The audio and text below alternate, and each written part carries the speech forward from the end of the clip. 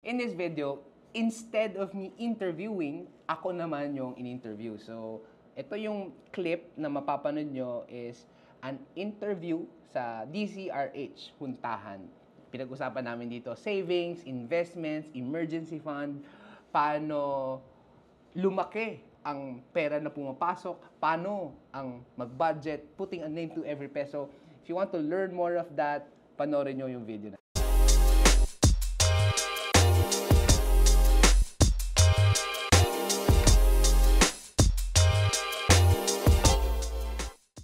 Siya po ay isang investor, speaker at director ng Stock Smarts Incorporated.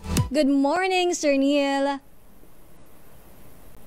Good morning. Good morning, Aliyah. Yes. It's an honor to be here. Maraming salamat sa pag-imbita. Good morning, sir, at maraming salamat po sa inyong pagpapaunlak sa aming imbitasyon. Sir, ano ba? Tama ba ako ng pronunciation kanina? Ano ba? Guillermo o Hermo? Yes, Guillermo. Yes, Guillermo. Guillermo. Just like my brother Marvin Guillermo, Neil Guillermo din. Ayun, oo. At kasama natin si Neil Guillermo, ang director ng Stock Smarts Incorporated. Sir, ano ba itong Stock Smarts Incorporated? Yeah, this is a company na yung goal nito para maturuan ang Pilipino na nasa Pilipinas at sa abroad ng financial literacy, kasama na yung stocks, bonds, and yung goal talaga is magkaroon ng financial freedom. Matagal na po ba itong inyong grupo? More than 10 years na. Matagal More than 10 years na. Oo. Paano po ba kami, kunyari, kung interested akong maging financially literate, paano bang sasali dyan? Paano ba mag-join para matuto din kami? Maganda yun, no? Yung intention na talagang matuto sa finances, pero hindi to parang organisasyon or parang membership. Yung puso talaga ng Stock Smarts is to educate. Marami tayong mga libreng video sa YouTube, Stock Smarts. Nasa libo na yung mga libreng video. So, kung magsisimula, pwede magsimula sa mga libreng YouTube videos. Pero, if they want to learn yung mga master classes, yung mga courses, meron naman tayo na mas specific para mas ma-level up yung learning. Meron naman. They can just reach out to our team. Ayun na. Maraming nagtatanong dito na ating netizens, no, Sir Neil, dahil maraming Pilipino ang syempre minimum wage earners. Talagang pinagkakasya ng isang Juan de la Cruz ang kanilang sahod. Minsan kulang pa nga sa sarili, no, pero kailangan pa ding suportahan ng pamilya. At marami din sa ating mga listeners ang siguro ay bago sa financial planning at hirap pa rin sa pagbabudget. Pwede nyo po ba kaming gabayan? Paano ba ang effective na budgeting method na pwede naming gawin? Thank you, Miss Aliyah. No?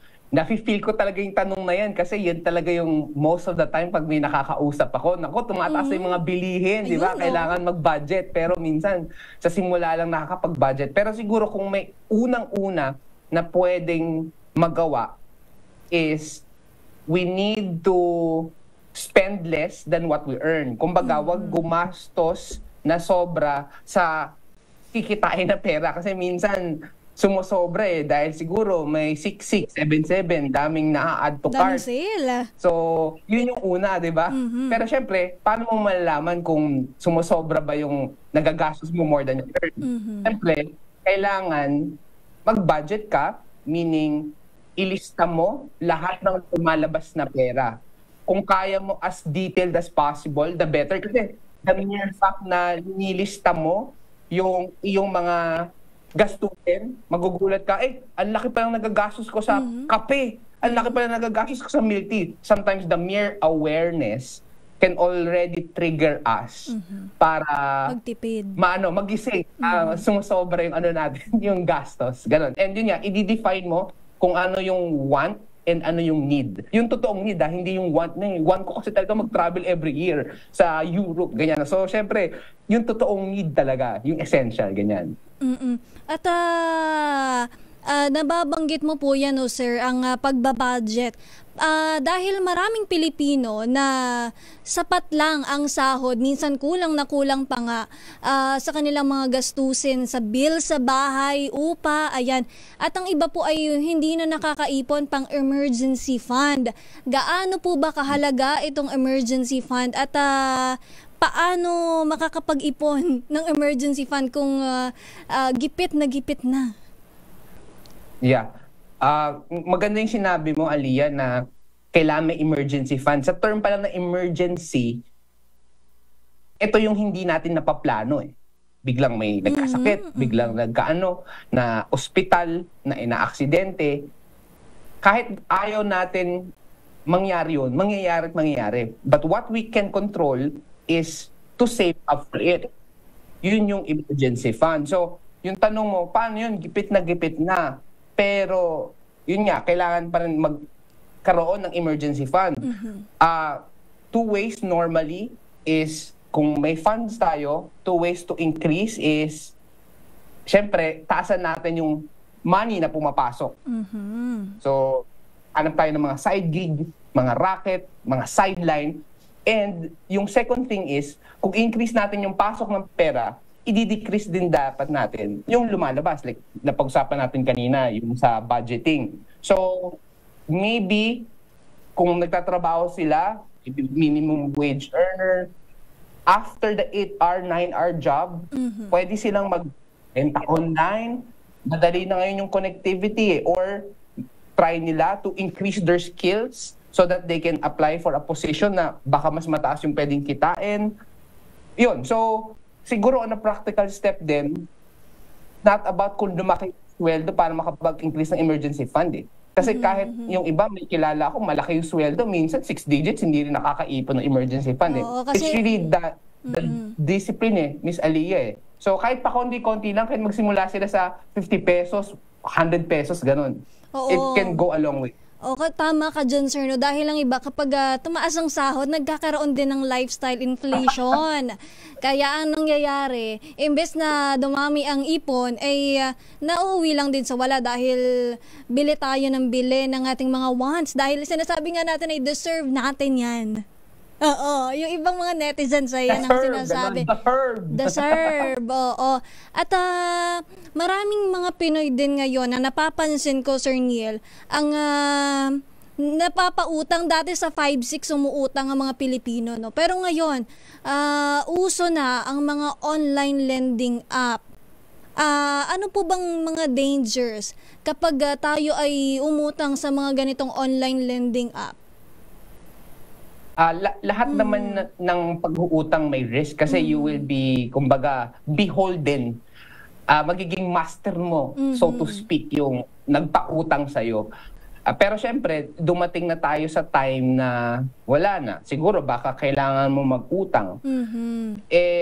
Yung mga danger dyan, minsan siguro, dahil feeling mo ang dahilang umutang kasi online lang, ikiklik ko lang yung sa app. Parang feeling mo, ay okay para may instant money ako. Pero hindi natin minsan nakikita yung consequence pag nag-patong-patong yung interest. Baka hindi na kaya ng cash flow natin bayaran. So, naniniwala ko, let's say, sa mga nanonood ngayon, if lubog ka sa utang, naniniwala ko, pwede mawala yung utang mo by the grace of God. And also, you need to fix your lifestyle and also maging disiplina. And hindi solusyon mangutang. Sometimes, pagka may problema, default agad, utang agad utang agad. Ulit, panibagong utang.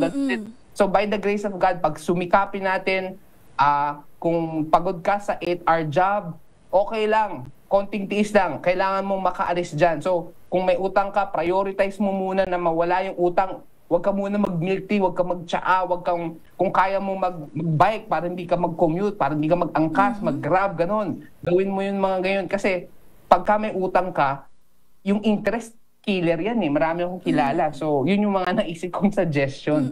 Ingat talaga dun. Oo, yung mga sinasabi mong mga tips mo, no, sir, paunti-unti lang pero malaki ang epekto niyan kapag nabawasan na ang inyong mga utang. At oo, sir, pwede po ba natin ding ma-topic ang pag-i-invest? Paano ba ang investment? Anong mga dapat tandaan kapag ako po ay magsisimulang mag-invest? Yeah, magandang tanong mo, Aliyah, kasi yan yung gusto natin as Pinoy eh. Sige, gusto ko mag-invest, ganyan. Yung pinaka-importante muna is mag-i-invest lang tayo ng pera na willing tayo mawala. Kasi sometimes, meron ako, let's say, 2,000, 5,000, 10,000, pero yung pera na yun, pang matrikula ng anak mo, pang bayad ng Meralco, hindi mo pang i-invest yun. Dapat mag-set aside ka ng fund, magtatabi ka ng fund, let's say 500 pesos, 1,000 pesos, pag-ipunan mo yun. At yung 1,000 pesos na yun, kung sakali hindi nag-workout yung investment, okay lang. Yung mahirap kasi minsan, pumapasok tayo sa investment na hindi natin naintindihan at ginagamit natin yung pera na hindi pang investment, pang necessities natin. Ayun, so it's important na set aside money that you are willing to lose. Pangalawa, make sure kung mag-i-invest ka, pinag-aralan mo. Tama. Hindi yung bubudol ka ng kakumpare mo, uy girl, uy boy, uy, eto nagbabalik talaga paano kung scam pala, di ba? If it's too good to be true, then malamang it's too good to be true. Paano malaman kung scam? Aliyah, if may guaranteed na high return rate sa pera, let's say, 20% a month ang balik, guaranteed. Pag high return rate and guaranteed, malamang scam yan. Wala namang negosyo na ganun eh. So, yun. Basta pag-aralan nila yung So, ayan, sa mga nakikinig, no, ang sinasabi ni Sir Neil ay mag-invest lang daw tayo ng pera na kaya nating mawala. Kasi Sir Neil, marami sa social media ang sinasabi, kunyari, ito na lang yung natitira nilang pera at nakikipagsapalaran sila na i-invest ito. At may mga tao na talagang nagsasucess doon, may mga tao din naman na hindi. Kaya mahalaga talagang pag-aralan ito dahil hindi naman ito one size fits all. Kung naging successful ang iba, ay successful din tayo sa larangan na yan. Totoo. Ano bang mga bukod dyan, ano po ba ang mga parang myths o yung mga some common investment mistake na dapat nating iwasan? Ayun, yung mga mistake is, like what I said kanina, no? Basta mag-set aside ng investment or yung fund para sa investment, para kung sakali nasunog, nawala, hindi magugulo yung budget mo at hindi mo kailangan mangutang to pay for what needs to be paid. And yung mali din, nagpapasilaw sa mga kumpare na, uy, okay nabubudol. Nabubudol ka. Yung talaga, generally talaga, importante, alam mo yung pinapasok mo eh. Kahit trusted friend mo nagsabi, pag hindi mo naiintindihan, huwag mo nang pasukin. Kahit binavouch, hindi, sure to, dapat pag-aralan mo. And then also, syempre, you need to also consider yung risk profile mo or tolerance. Kasi may mga ibang tao, mas aggressive sila mag-invest. Yung iba, mas conservative. Yan. So, kailangan aralin mo kung ano yung profile mo. Kasi minsan, konting baba ng investment mo, certain percentage, naglagay ka, kinakabahan ka na, nawawala yung tulog mo, yung himbing ng tulog mo. Yung iba naman, kahit bumaksak, okay lang sa kanila. So, kailangan alam mo yung profile, hindi basta-basta mag-invest ka. And then, yung pinaka-importante, basta hindi dapat scam yung papasukan mong investment. So, kung medyo sketchy na, tingnan mo sa SEC kung naka-register ba sila, mga ganyan. So, basta wag ka magpabudol sa scam. Kasi nalulungkot ako eh. Aliyah, dami talagang... Pinaghirapan mo yung pera, tas mawawala. Oo, hard-earned money. Oo. Pinag-uusapan po natin ang investment. Ang stock market ba at crypto trading ay part din ng investment? Yes, it's part of an investment. Pero kasi, before, yung we suggest dun sa mga, we educate sa StockSmart, sa mga videos namin, sa mga trainings, yes, it's good to invest, pero kailangan mas solid mo muna yung savings mo, yung emergency fund mo. So kumbaga, bago ka tumalon sa investment, dapat solid tong emergency fund mo, yung savings mo, para just in case nagkaroon ng emergency, meron kang pangbayad. Kasi nangyayari, kung hindi solid yung emergency fund, iba-iba yung definition ng emergency fund eh. Sabi, 3 to 6 months of monthly expenses, ganyan. So, depende. Yung iba, 1 year pa nga. So, iba-iba. Pero, yung point ng kasi nun is, kung nagka-emergency, hindi mo bubunot yung pera mo sa investments just to pay for the emergencies. Kaya, yun muna yung solid. And then, yung itong mga investments na to, yung another tip din is kailangan magsimula sa maliit. So, hindi ibig sabihin nagka-extra cash ka ng 20,000, buong extra cash mo 20,000 or 10,000 ilalagay mo agad sa stock market or sa crypto. Yung suggestion namin is that kung 10,000 yung pera mo, kahit 500 mo nilagay mo. Aralin mo muna. Yung goal doon is learning, not earning. So, maliit lang muna. So, going to your question, crypto, stocks, yes. Kasama siya sa investment.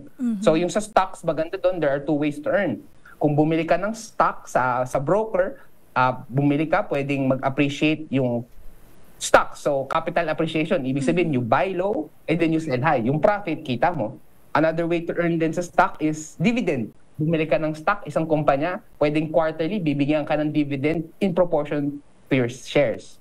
So, yung crypto, mas, in terms of sa risk factor, mas mataas yung risk. So, make sure talagang pag-aralan mo. Kasi, kaya siya mas risky kasi yung cryptocurrency, yung palo niyan, taas ng presyo, ang bilis eh. Mabilis. Ang taas, pwede 50% the next day or after 1 hour. Ganun. So, pag-aralan nila. Pero yes, it can be part of an investment.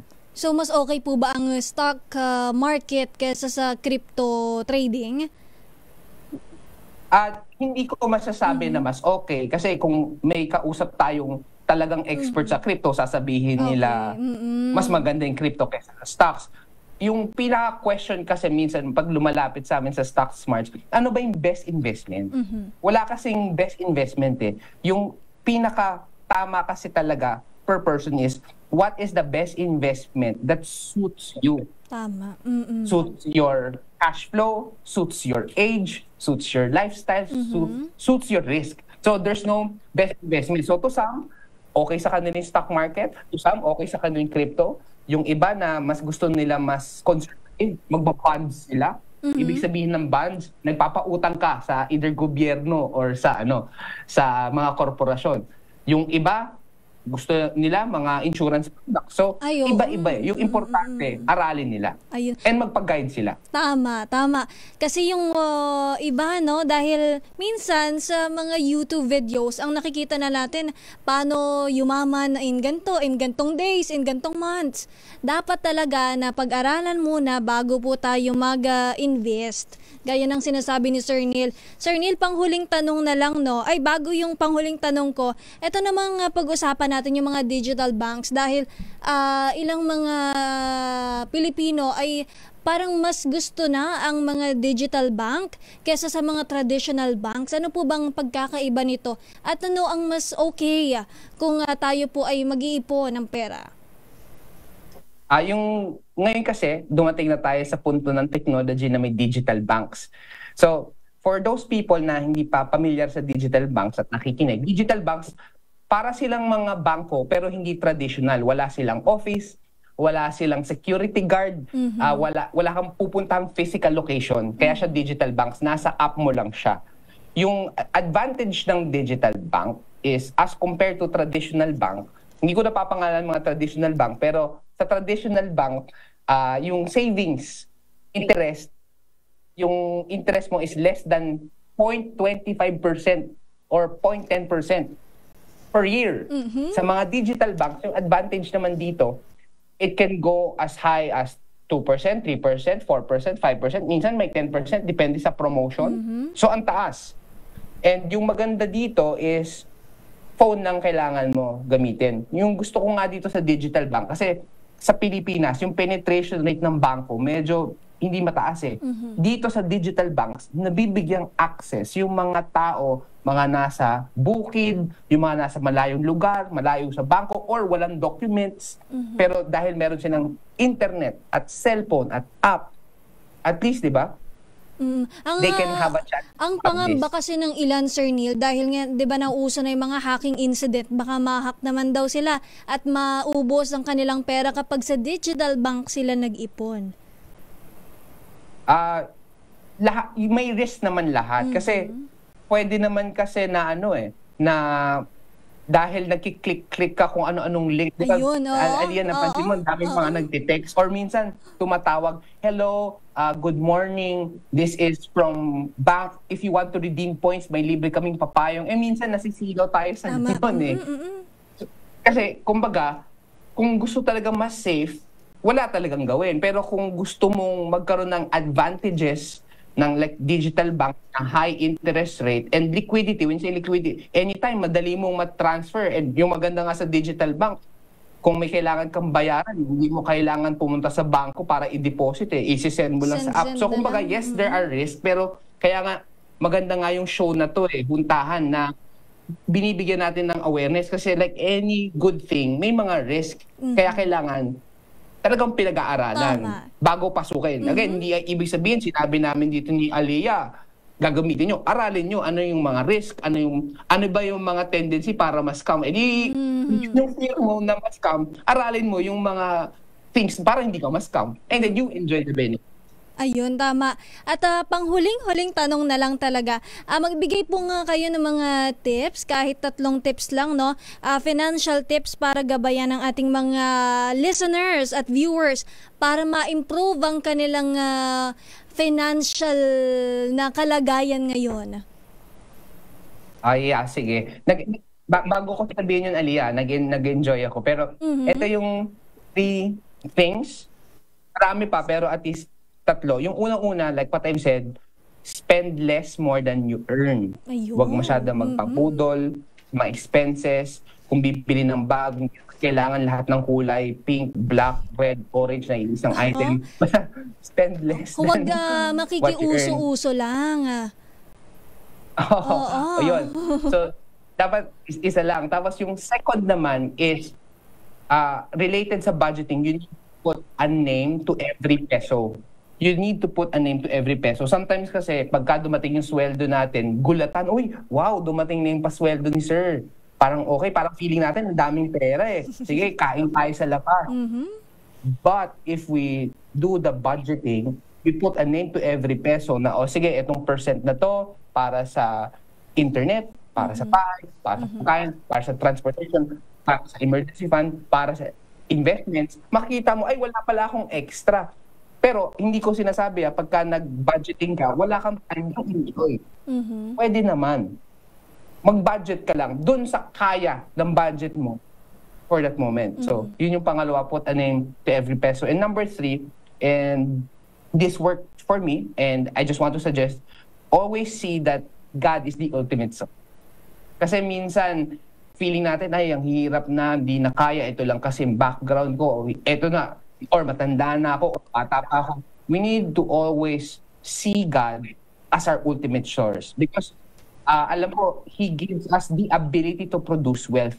So, whatever you are going through, ano yung pinagsimulan mo, kailangan mong tandaan na may grace si Lord and siya yung ultimate provider. Hindi naman ibig sabihin ultimate provider si Lord. Wala kang gagawin. All the more knowing na nakikita mo kasama mo Panginoon, mas lalo ka magsusumikap. Pero yung maganda doon, as you do the work, do the smart work, mararamdaman mo yung grace ni God na may makukuha kang mga benefit na hindi kaya ng hard work alone. So, yun yung thing na pwede ko may share. Ayun, maraming salamat Sir Neil Guillermo sa inyong mga i-share na tips sa amin. Ang nakasama po natin, si Neil Guillermo, ang investor, speaker at director ng Stock Smarts Incorporated. At kung gusto niyo pa po ng maraming tips, bumisita lang kayo sa kanilang mga videos at upang mapanood ang iba pang mga tips na pwede niyo pong makuha. Maraming salamat, sir. Thank you, Aliyah. It's an honor.